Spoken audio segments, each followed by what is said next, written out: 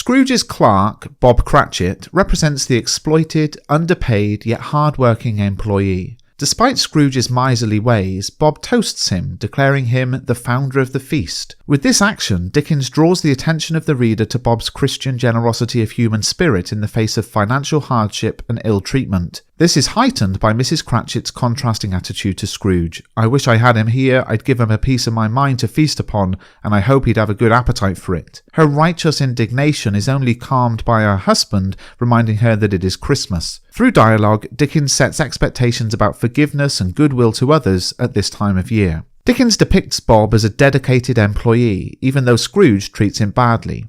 At the start of the novella, we see how he is unable to keep himself warm at work. Bob wears a comforter, a scarf, and tries to warm himself at the candle. We also learn that Scrooge had a very small fire, but the clerk's fire was so very much smaller that it looked like one coal. But he couldn't replenish it, for Scrooge kept the coal box in his own room. By showing us what Bob is wearing, what Bob is doing, and explaining why he is so cold, Dickens invites the reader to feel empathy for Bob and to criticise Scrooge, who clearly has no concern for Bob's comfort or welfare. Despite being a downtrodden employee, Bob has resilience. Leaving Scrooge's office at the end of the day, he ran home to Camden Town as hard as he could pelt to play at Blind Man's Buff. He finds comfort and joy in his family and is excited about Christmas. Dickens introduces Mrs Cratchit by drawing attention to her poverty. She is dressed out but poorly in a twice-turned gown, but brave in ribbons which are cheap and make a goodly show for sixpence. Despite wearing a dress so old that it's been taken apart, turned inside out and re-sewn twice, she still makes an effort with her appearance. Her effort to mark Christmas Day with ribbons contrasts with Scrooge's cold, bare rooms and lack of decoration. Her role is defined by others as Bob's good wife. Bob reports after the future Tiny Tim's death that Fred has expressed his condolences. "I'm heartily sorry for it, Mr Cratchit," he said, "and heartily sorry for your good wife. By the by, how he ever knew that, I don't know." "Knew what, my dear?" "Why, that you were a good wife," replied Bob. "Everybody knows that," said Peter. "Very well observed, my boy," cried Bob. "I hope they do." "Heartily sorry," he said, "for your good wife."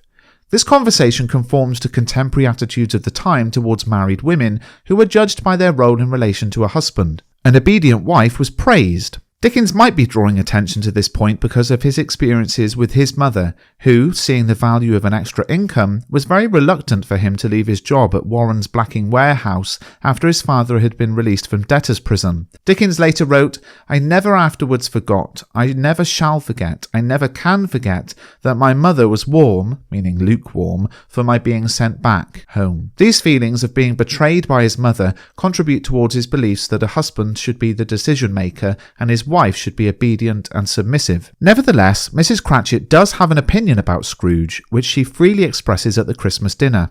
"I wish I had him here, I'd give him a piece of my mind to feast upon, and I hope he'd have a good appetite for it." At the time, it was commonly believed that women were ruled by their emotions and not capable of rational thought.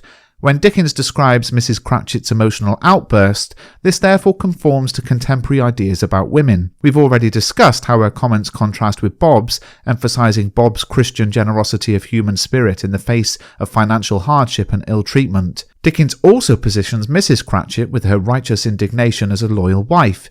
It's understandable that she dislikes Scrooge because she sees how hard her husband works for him, yet he is not rewarded for his effort. In order to appreciate her character more fully, we need to look at Bob's response to her criticism of Scrooge. "My dear," was Bob's mild answer. Christmas Day. She only backs down when her husband, head of the household, moral leader, capable of logic, reminds her of the religious significance of the day.